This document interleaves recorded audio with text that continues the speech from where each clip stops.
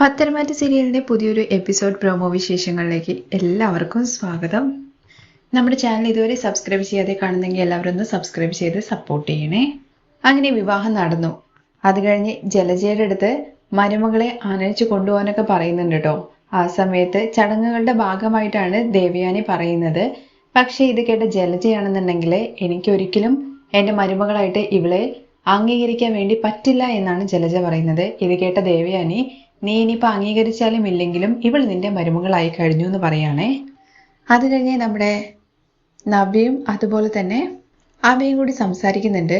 എന്നിട്ട് അബി നവ്യയെ പറഞ്ഞ് ധരിപ്പിക്കുക എന്നുള്ള രീതിയിൽ ഇവിടെ അരങ്ങേറിയ എല്ലാ സംഭവങ്ങൾക്കും പിന്നിൽ നയനയാണെന്നുള്ള കാര്യം വരുത്തി തീർക്കാൻ വേണ്ടി ശ്രമിക്കുകയാണ് കേട്ടോ.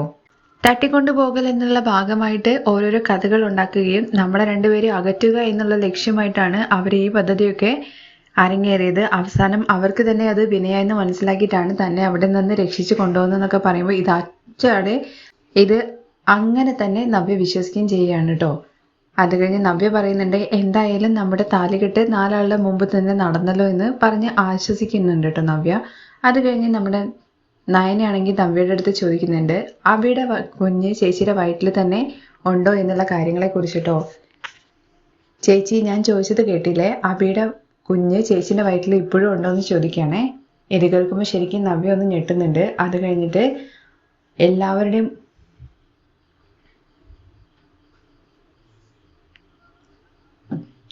ഉണ്ടെന്ന് നവ്യ പറയാണ് കേട്ടോ. ഇത് കേട്ട നയന, അതെങ്ങനെ ചേച്ചി, എന്നെ ഡോക്ടർ പ്രസാദ് വിളിച്ചിട്ടുണ്ടായിരുന്നു. അദ്ദേഹം എൻ്റെ അടുത്ത് പറഞ്ഞത് അങ്ങനെ ഒരു കുഞ്ഞില്ല എന്നും നിങ്ങൾ രണ്ടുപേരും കൂടി നടിച്ച നാടകമായിരുന്നു ഇതെന്നൊക്കെ പറയുമ്പോൾ നവ്യ ആകെ ഞെട്ടുന്നുണ്ട് കേട്ടോ.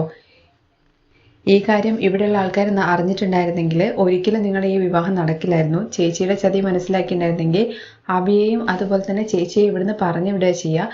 ഞാനിപ്പോൾ ചേച്ചിയുടെ കരണം അടിച്ച് പൊട്ടിക്കാത്തത് സ്ഥലം മാറിപ്പോയി അതുകൊണ്ട് മാത്രമാണ്, അല്ലെങ്കിൽ ചേച്ചി എൻ്റെ കൈയുടെ ചൂടറിഞ്ഞേനെന്നൊക്കെ നവ്യയുടെ അടുത്ത് നയന പറയുന്നുണ്ട്.